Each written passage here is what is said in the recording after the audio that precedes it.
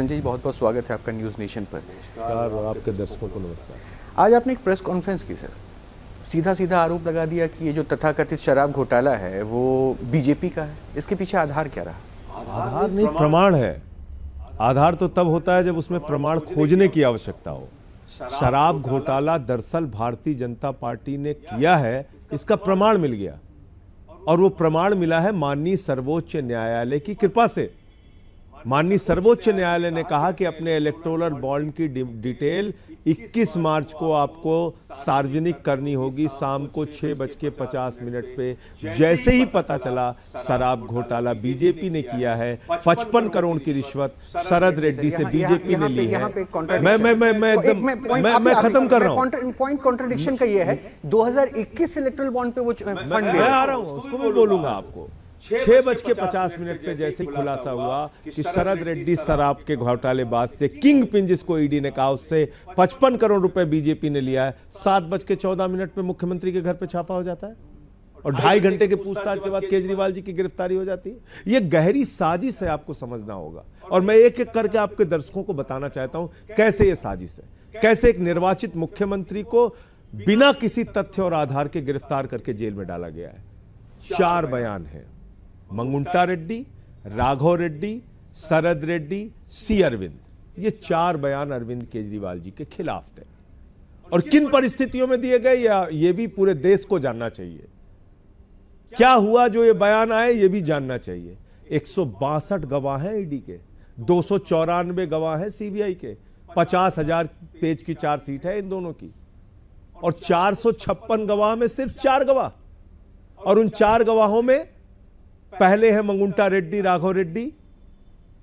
16 सितंबर 2022 को छापा होता है। छापे के बाद पूछताछ होती है। वो बोलते हैं वही सच जो सच था। कहते हैं साहब हम मिले थे केजरीवाल जी से चैरिटेबल ट्रस्ट के लिए, जमीन के लिए।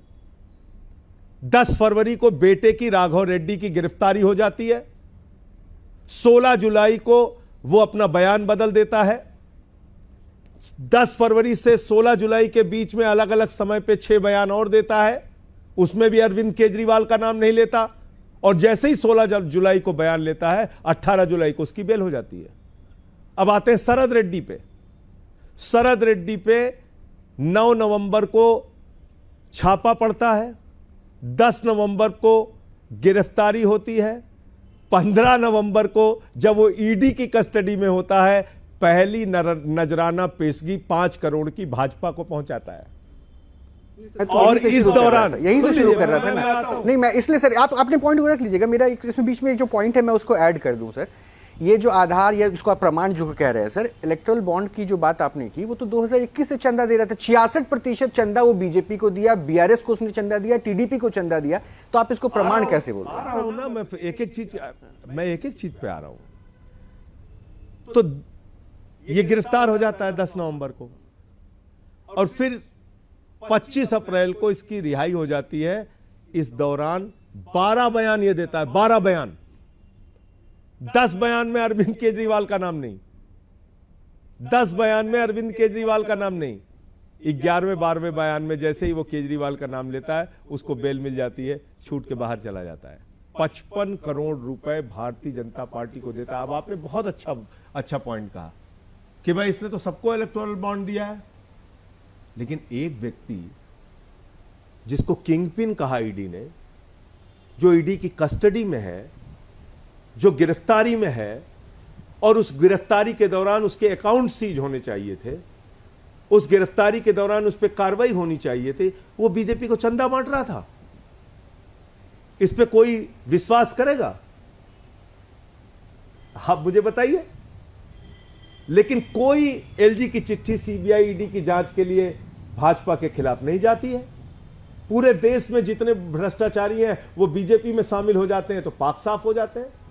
70,000 करोड़ का आप आरोप लगाते हैं घोटाले का अजीत पवार पे। संजय जी, वो भ्रष्टाचारी भ्रष्टाचारी वाली जो बात बोली ना सर आपने, तो आपकी पार्टी का आधार भी तो भ्रष्टाचार के खिलाफ हुआ था। जिस शीला दीक्षित के खिलाफ आप लोग प्रेस कॉन्फ्रेंस करते थे, तो हम भी तो लड़ रहे हैं। उनके साथ तो मिलकर अब आ रहे हैं सर। उनके सबके मंच पे पोस्टर में अरविंद केजरीवाल। क्या परिस्थितियां हैं? आज देश के सामने एक बड़ी संकट की परिस्थिति तो उन भ्रष्टाचारियों से मिल सुन तो जाएंगे। लीजिए, आप पहले पूरी बात समझिए। हम तो कह रहे हैं भ्रष्टाचार की निष्पक्ष जांच होनी चाहिए ना। इन तीनों की बातों को आप पूरा नहीं करने दे रहे हैं। 2 मिनट का मुझे मौका दे दीजिए। नहीं, बोलिए सर, बोलिए बोलिए। मैं ये कह रहा हूं कि शरद रेड्डी के 12 बयान हुए, 12 में 10 बयान में उसने केजरीवाल का नाम नहीं लिया। अंतिम के 2 बयानों को आप मान रहे हो। पीएमएलए के सेक्शन 50 में कहा गया है, किसी वकील से पूछ लीजिएगा, जब किसी से पूछताछ करते हैं कहते हैं देखो भाई 50 में बयान है, गलत बोलोगे तो तुमको अंदर कर दिया जाएगा। बताइए 10 बयान में जो उसने बोला उस पर कार्रवाई क्यों नहीं? या तो वो गलत बयान था या तो ये गलत बयान है। हुई कोई कार्रवाई?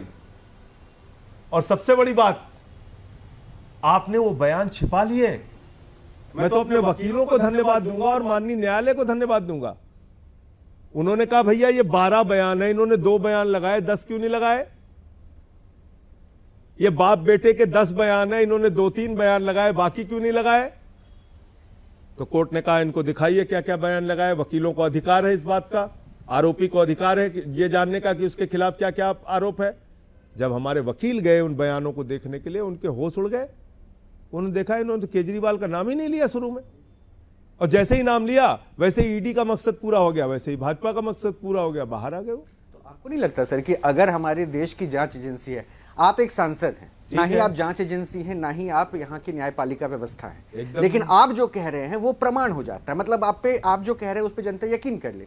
लेकिन हमारे देश की सेंट्रल एजेंसीज अगर जांच के नाम पे समन भेजती है, मुख्यमंत्री नहीं पहुंचते 9 समन के बाद, तो क्या ऐसा नहीं लगता है कि वो कॉपरेट नहीं कर रहे ये हैं? बात कहने में जितनी अच्छी लग रही है, कानून की प्रक्रिया में आप जान लीजिए प्रधानमंत्री को भी छूट नहीं है। कल को 5 मुकदमा अगर बंगाल में हो जाएगा, थाने थाने घूमेंगे क्या प्रधानमंत्री जी? ये बात कहने में बहुत आसान लगती है। 3 मुकदमा कल को अगर मोहाली में हो जाए, रोपड़ में हो जाए, केरल में हो जाए, तमिलनाडु हो जाएगा, तो प्रधानमंत्री का ये काम थोड़ी है वो थाने थाने जांच कराते घूमेंगे। आप कोई तथ्य लाइए, कोई साक्ष्य लाइए, कोई प्रमाण लाइए।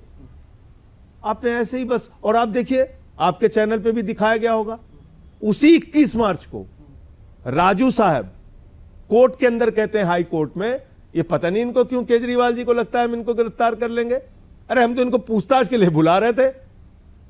यही कहते हैं केजरीवाल जी बार बार कि हमको गिरफ्तार कर लेंगे, और देखिए उसी 21 मार्च को उनकी बात गलत साबित हुई और केजरीवाल जी की बात सही साबित हुई।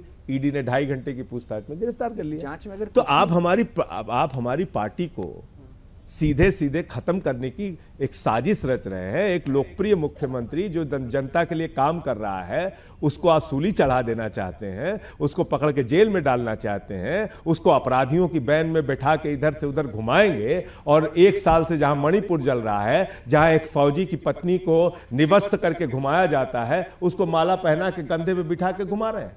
देश का गृह राज्य मंत्री, उसका बेटा 4 किसानों को कुचल के मार देता है, वो आज भी देश के गृह राज्य मंत्री हैं। आप मुझे बताइए ना। सर मेरे सवाल का जवाब भी नहीं मिला जो मैंने पूछा था। सर मुझे याद है कि आप लोग बड़े मुखर रहते थे, और जब प्रेस कॉन्फ्रेंस होता था तो उसमें कई सारे दस्तावेज लेकर बैठते थे और कहते थे शीला दीक्षित जो उस समय की तत्कालीन मुख्यमंत्री थी वो करप्ट है। आपने कई बड़े नेताओं के नाम लिए, कांग्रेस के ऊपर भी आपने कहा। ये अलग बात है कि एक बार मिलकर सरकार बनाए, लेकिन आज वो कांग्रेस के साथ मिलकर आप भ्रष्टाचार के आरोपियों के साथ, सो कॉल्ड जो आपके थे, उनके साथ मिलकर कह रहे हैं कि हम भ्रष्टाचार नहीं है। अरे जांच तो होने देते सर, उनके साथ कैसे मिल गए? देखिए आज एक अलग प्रकार का संकट और परिस्थिति है। पूरे विपक्ष को खत्म करने की तैयारी है, लोकतंत्र और संविधान को कुचलने की तैयारी है।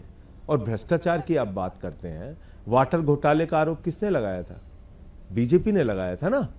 बुकलेट जारी की थी, उसको तो आज मुख्यमंत्री बना दिया उन्होंने।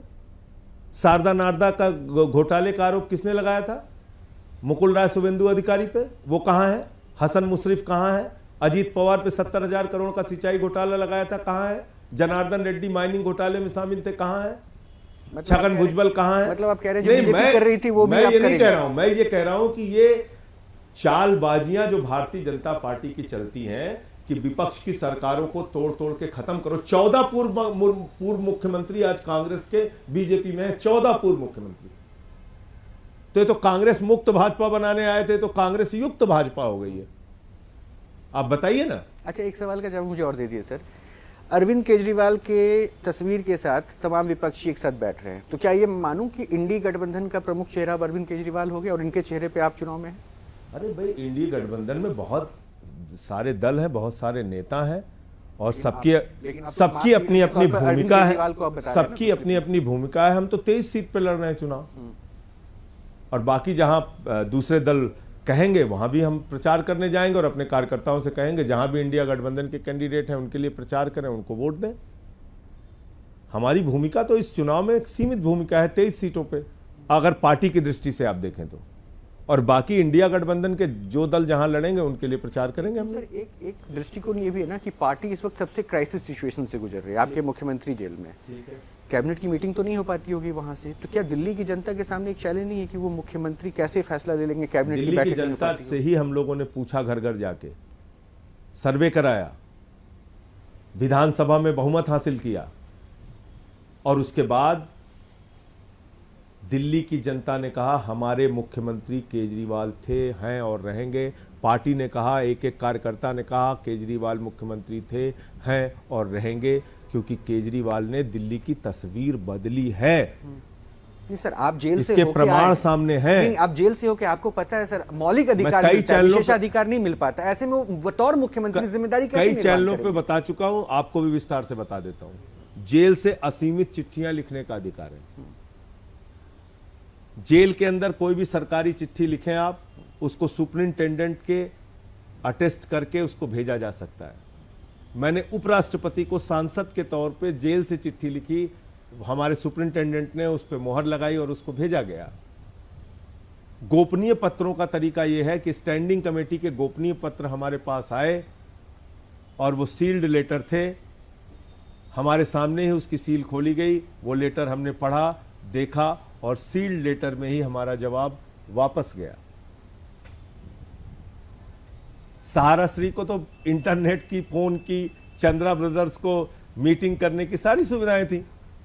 तो एक निर्वाचित मुख्यमंत्री को अगर आपने झूठे मामले में जेल में भी रखा है, कुछ दिन में उनकी जमानत हो जाएगी, तो ये सुविधाएं तब तक उपलब्ध करा दीजिए। तब तक बतौर मुख्यमंत्री एक चेहरा तो आप भी बहुत बड़े चेहरे के अरे हम कहां से ऐसी बातें खड़ा, हम लोग एक पार्टी के कार्यकर्ता हैं। अरविंद केजरीवाल के नाम पे दिल्ली की जनता ने वोट दिया है, उनके कर्मों को, उनकी निष्ठा को, उनकी ईमानदारी पर मोहर लगाई है। चलिए सर, मैं कंक्लूड करता हूं, बस आखिर में मुझे इतना बता दीजिए, सब कुछ इतना स्मूथ था तो मनीष सिसोदिया और सत्येंद्र जैन क्यों नहीं बाहर आ पाए? आपको भी 6 महीने लग गए।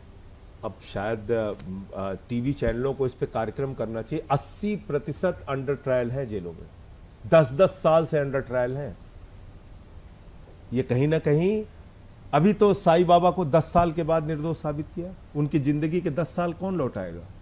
न्याय मिलेगा इन लोगों को भी? कानून की प्रक्रिया है, कई बार विलंब होता है, न्याय मिलेगा इनको भी, लेकिन इनके ये वक्त कौन लौटाएंगे?